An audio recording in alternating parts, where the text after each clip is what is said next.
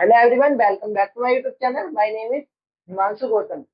तो कल हमने अपने कोशिका चक्र चैप्टर एवं विभाजन चैप्टर की क्या कर ली थी, एनसीईआरटी बुक से पेज नंबर 1 की रीडिंग कर ली थी। आशा करता हूँ आप सभी ने वो वाली मेरी वीडियो जाकर देख ली होगी और उसके ऊपर एमसीक्यू की भी प्रैक्टिस कर ली होगी, जो मैंने आपको कहा दिए थे, अपने टेलीग्राम चैनल पे दिए थे। तो आज हम पढ़ेंगे कोशिका चक्र एवं विभाजन चैप्टर के पेज नंबर 2 की एनसीईआरटी बुक की रीडिंग। तो चलिए शुरू करते हैं वीडियो को।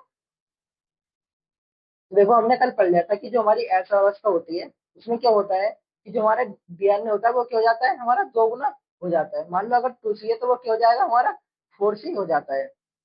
यद्यपि गुणसूत्रों की संख्या में कोई वृद्धि नहीं होती, बल्कि जो हमारे गुणसूत्र होते हैं उनकी संख्या में क्या नहीं होती, कोई भी वृद्धि नहीं होती है। यदि जीवन प्रवस्था में कोशिका द्विगुणित है या 2n गुणसूत्र है, यानी कि देखो, जीवन अवस्था में हमारी कोशिका क्या है, द्विगुणित है या फिर उसमें 2n गुणसूत्र है, तो एस प्रवस्था के बाद भी इसकी संख्या वही रहती है जो जीवन अवस्था में थी, अर्थात 2n होगी। यानी कि एस प्रवस्था के बाद क्या होगा, जो हमारी कोशिका होगी उसमें जो हमारे गुणसूत्र होंगे उनकी संख्या क्या रहेगी, वही रहेगी जो जीवन अवस्था में थी। तो जीवन अवस्था में हमारे गुणसूत्र की संख्या कितनी थी, 2n थी। तो अर्थात तो क्या होगा, बाद में भी एस अवस्था के बाद भी हमारे गुणसूत्र की संख्या कितनी होगी, 2n ही होगी। प्राणी कोशिका में एस प्रवस्था के दौरान केंद्रक में डीएनए का जैसे ही प्रतिकर्षण प्रारंभ होता है, यानी कि देखो, जो हमारी प्राणी की कोशिका होती है उसमें एस प्रवस्था के दौरान जैसे ही डीएनए का क्या होता है, प्रतिकर्षण प्रारंभ होता है, वैसे ही कारक केंद्र का कोशिका द्रव्य में प्रतिकर्षण होने लगता है। वैसे ही क्या होता है, जो हमारा कोशिका द्रव्य में क्या होता है, कारक केंद्र होता है, उसका क्या होने लगता है, प्रतिकर्षण होने लगता है। कोशिका वृद्धि के साथ सूत्रीय विभाजन हेतु G2 प्रवस्था के दौरान प्रोटीन का निर्माण होता है। तो देखो, जो हमारे कोशिका वृद्धि होती है उसके साथ जो सूत्रीय विभाजन होता है जी टू प्रवस्था में, तो उसमें क्या होता है, हमारे प्रोटीन का निर्माण होने लगता है। यानी कि जी टू अवस्था में क्या होगा, हमारे प्रोटीन का निर्माण होगा। प्रौढ़ प्राणियों में कुछ कोशिकाएं विभाजित नहीं होती। अब देखो, जो हमारे प्राणी होते हैं जो क्या होते हैं, पूरी तरह से विकसित हो जाते हैं, तो उनमें क्या होता है, जो हमारी क्या होती है, कुछ कोशिकाएं होती है वो क्या नहीं करती, अपना विभाजन नहीं करती है, जैसे हृदय कोशिका। अब देखो, जो हमारा पूरी तरह से विकसित प्राणी होगा तो उसमें हृदय की कोशिका है वो क्या नहीं करती, अपना विभाजन नहीं करती, यानी कि अपनी कोशिकाओं की संख्या नहीं बढ़ाती। और अनेक दूसरी कोशिकाएं यादाकर विभाजित होती रहती हैं। और जो हमारी अनेक दूसरी कोशिकाएं होती हैं वो क्या करती हैं, यादाकर विभाजित होती रहती हैं। ऐसा तब होता है जब क्षतिग्रस्त या मृत कोशिकाओं को बदलने की आवश्यकता होती है। और ऐसा कब होगा, जब हमारी जो क्षतिग्रस्त कोशिकाएं हैं या फिर जो हमारी मृत कोशिकाएं हैं उन्हें बदलने की आवश्यकता होगी, तभी ऐसा होता है।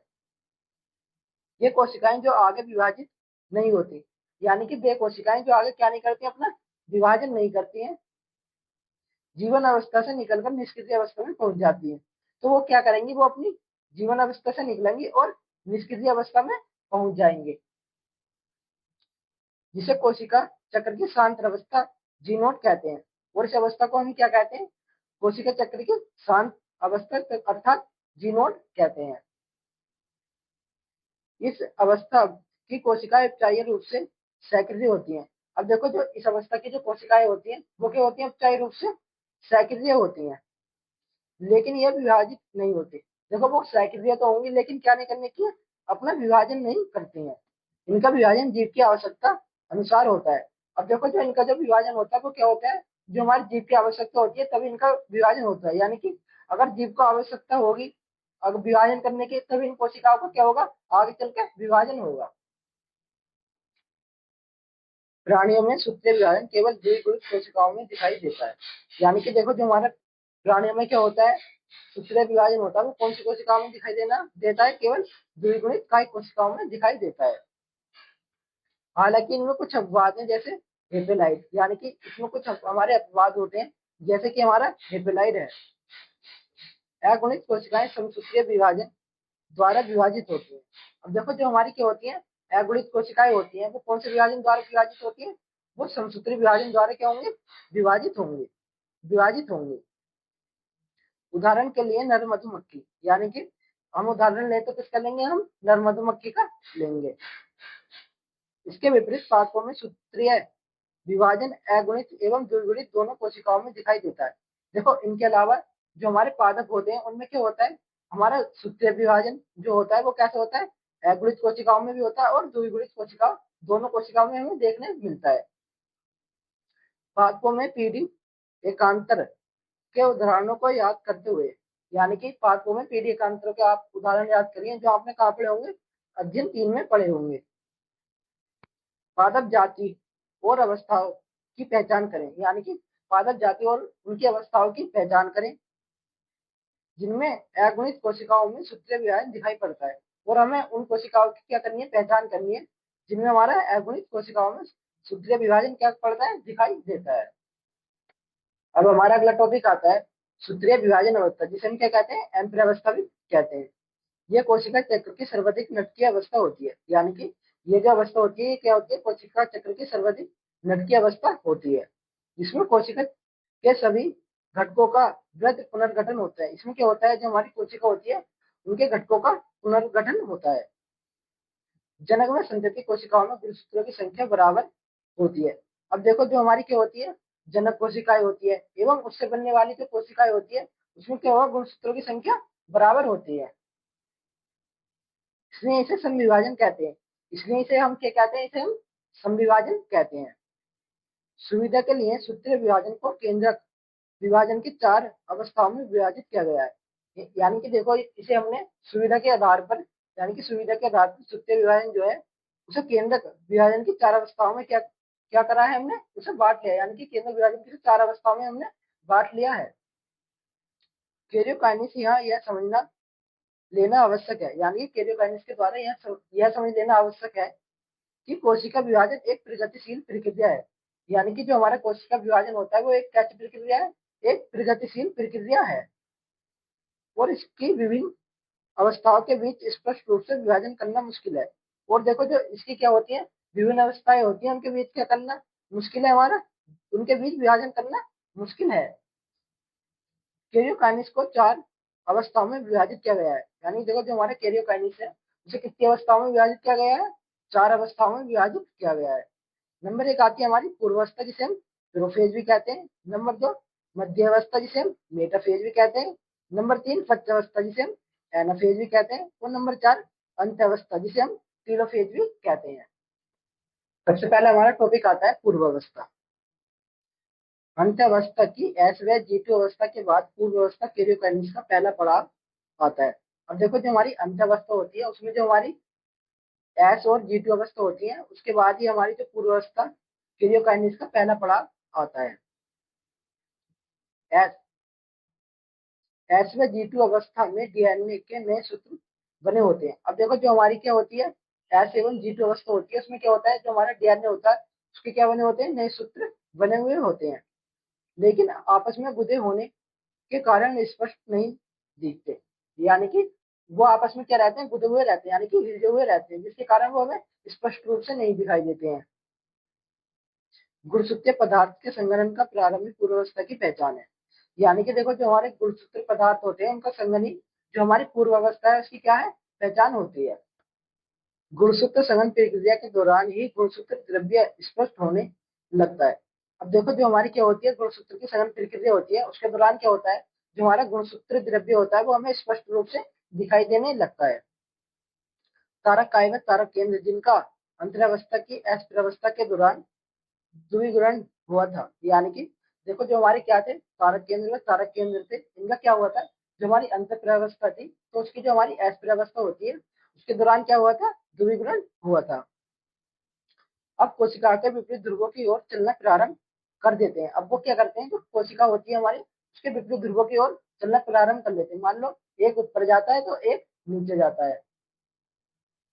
पूर्व अवस्था के पूर्ण होने के दौरान जो महत्वपूर्ण घटनाएं होती हैं उनकी निम्न विशेषता है। अब देखो जो हमारी पूर्व अवस्था होती है जो पूर्ण होती है तो उसकी कुछ हमारी क्या है, हमारी महत्वपूर्ण घटनाएं हैं जो निम्न बताई गई हैं।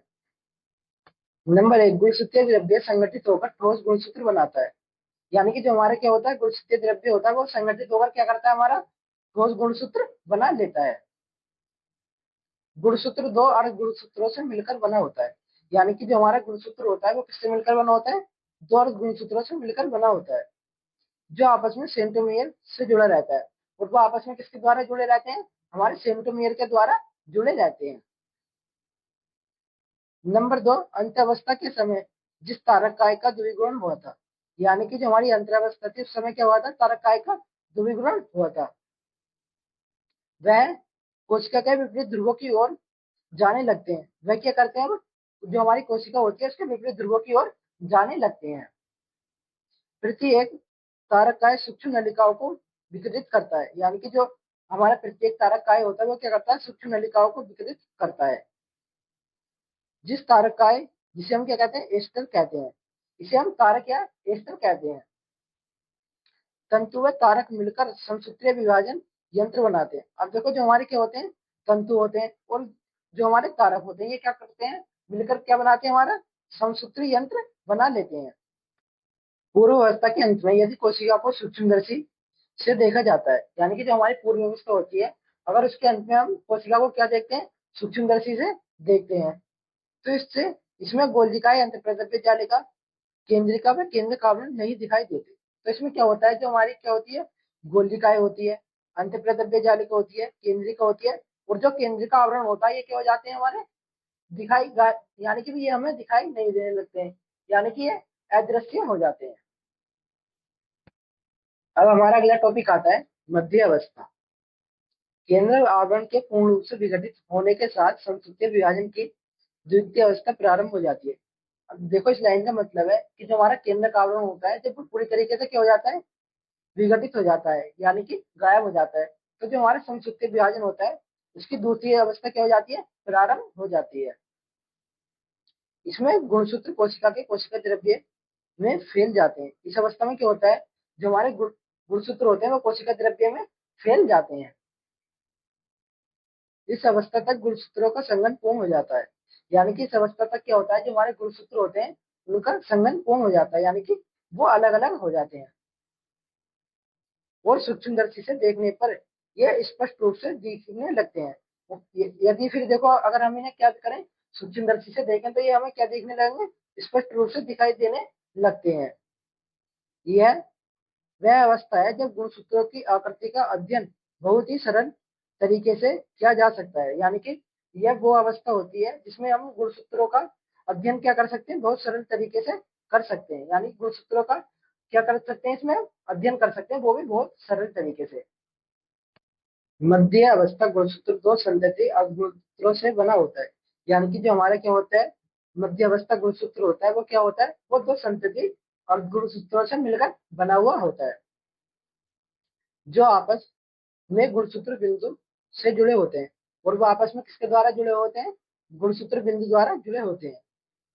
गुणसूत्र बिंदु की सतह पर एक छोटा भीम आकार की संरचना मिलती है, यानी कि जो हमारे गुणसूत्र होते हैं उसकी सतह पर क्या मिलती है, छोटे भीम आकार की संरचना मिलती है जिसे काइनेटोकोर कहते हैं, और हम उस संरचना को क्या कहते हैं, काइनेटोकोर कहते हैं। सूक्ष्म नलिकाओं से बने हुए तुर्क तंतु के जुड़ने का स्थान यह संरचना काइनेटोकोर है। यानी कि देखो जो हमारी क्या होती हैं, सूक्ष्म नलिकाएं होती हैं, इनसे जो हमारे बने होते हैं तुर्क तंतु, तंतु जो जुड़ते हैं वो किससे जुड़ते हैं, हमारे काइनेटोकोर से ही जुड़ते हैं, जो दूसरी कोशिकाओं के केंद्र में स्थित गुणसूत्रों से जुड़ते हैं। और ये क्या करते हैं, जो हमारी दूसरी ओर कोशिकाएं होती हैं उनके केंद्र में स्थित गुणसूत्र होते हैं, उनसे जुड़ जाते हैं।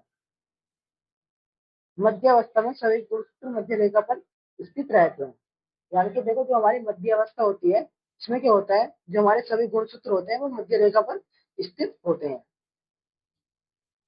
प्रत्येक गुणसूत्र एक अर्धगुणसूत्र एक ध्रुव से तुर्क तंतु द्वारा अपने काइनेटोकोर के द्वारा जुड़ता है, यानी कि देखो जो हमारे प्रत्येक गुणसूत्र होते हैं उसका एक अर्धगुणसूत्र एक ध्रुव से तुर्क तंतु द्वारा अपने काइनेटोकोर द्वारा जुड़ जाता है, यानी कि तुर्क तंतु से अपने काइनेटोकोर द्वारा जुड़ जाता है।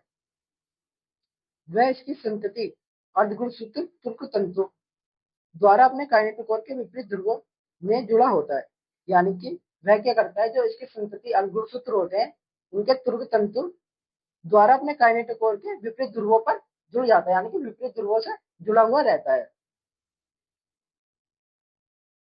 मध्य अवस्था में जिस तल पर गुणसूत्र पंक्तिबद्ध हो जाते हैं उसे मध्य पट्टिका कहते हैं, यानी कि देखो जो हमारी मध्य अवस्था होती है इसमें जो हमारे क्या होते हैं, गुणसूत्र पंक्तिबद्ध हो जाते हैं, यानी कि एक तल पर क्या होते हैं, गुणसूत्र पंक्तिबद्ध हो जाते हैं, इसे क्या कहते हैं, मध्य पट्टिका कहते हैं। इस अवस्था की मुख्य विशेषताएं निम्नवत है, यानी कि इस अवस्था की जो हमारी मुख्य विशेषताएं हैं वो क्या है, निम्नवत दी गई है।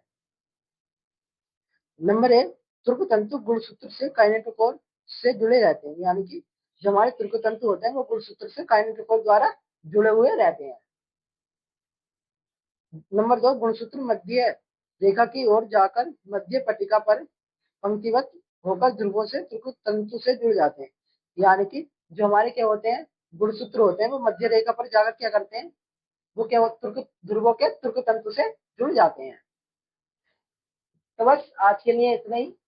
अगर आपको कोई भी टॉपिक या कोई भी एनसीईआरटी बुक की लाइन समझ में नहीं आई है तो आप मुझे कमेंट करके बता दें। मैं जो हमारी अब नेक्स्ट वीडियो आएगी मैं उसमें उस लाइन को अच्छे से समझाने की कोशिश करूंगा ताकि आप लोगों की वो लाइन समझ में आ जाए। और हाँ, अगर आप सभी को वीडियो पसंद आई तो वीडियो को लाइक और हमारे चैनल को सब्सक्राइब करें। और अगर आप जो मैंने आपको ये एनसीईआरटी बुक पढ़ाई है इसके ऊपर क्या करना चाहते हो, एमसीक्यू प्रैक्टिस करना चाहते हो, तो आप हमारे टेलीग्राम चैनल को ज्वाइन कर सकते हैं, जिसका लिंक मैंने आप सभी को कहाँ दे दिया, अपने डिस्क्रिप्शन में दे दिया है। वहां से जाएं और मेरे टेलीग्राम चैनल को ज्वाइन कर लें। मिलते हैं फिर नेक्स्ट वीडियो में, तब तक बने रहिए हमारे विद्या न्यूज चैनल पर।